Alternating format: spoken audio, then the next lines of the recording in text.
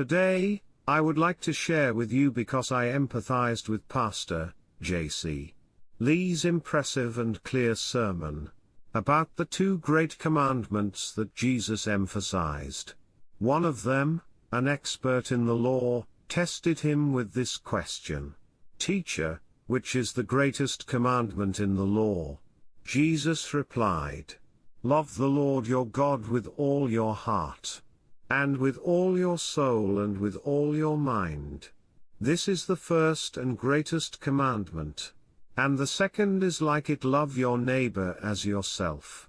All the law and the prophets hang on these two commandments."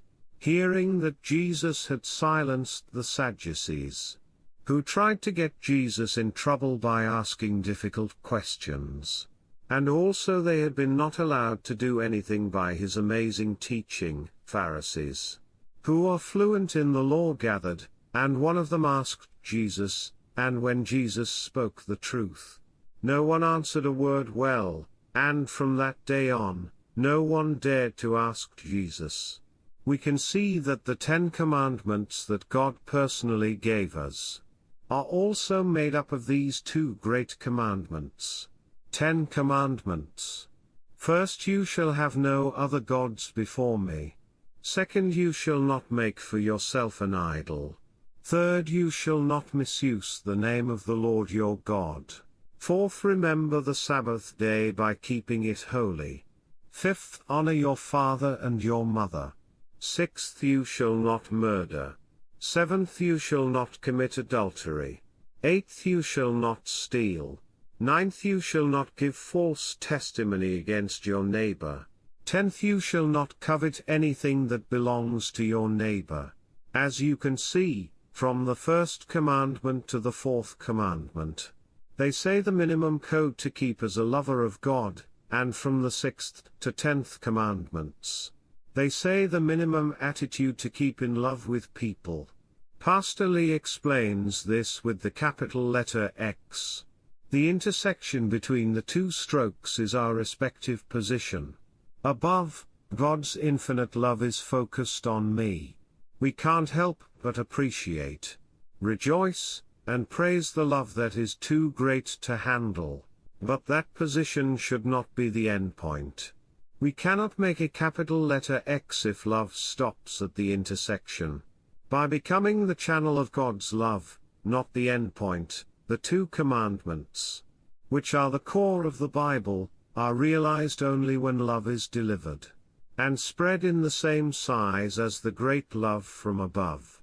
We can make perfect goodness if we keep these two commandments: love the Lord our God with all our life and all our will, and love our neighbors as ourselves. To be able to complete the full X letter, it is not enough to have the love of the upper part from God. Just as one side should not be long or short. When I think of the upper part of X only, the love of God. Who loves me, God becomes my God. He loves only me and loves me the most.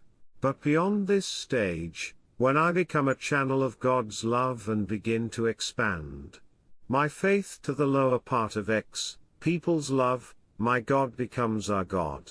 God not only loves me but also loves other people, people I dislike and hate. With gratitude and responsibility for God, who loves me, we love the other person he loves. Let's take a look at the Lord's Prayer that Jesus came to us and taught us to pray like this: Our Father in heaven, hallowed be your name. Your kingdom come, your will be done on earth as it is in heaven. Give us today our daily bread. Forgive us our debts as we also forgiven our debtors, and lead us not into temptation, but deliver us from the evil one. According to the prayer, God is called not my Father, but our Father, and he asks to give us, not me, daily food, and to forgive our sins, not my sins, and to save us, not me, from the evil one. Through this prayer, Jesus teaches us to expand my God to our God. He leads us to love for all of us. It allows us to expand our faith. that stayed at the upper part of the X to the bottom.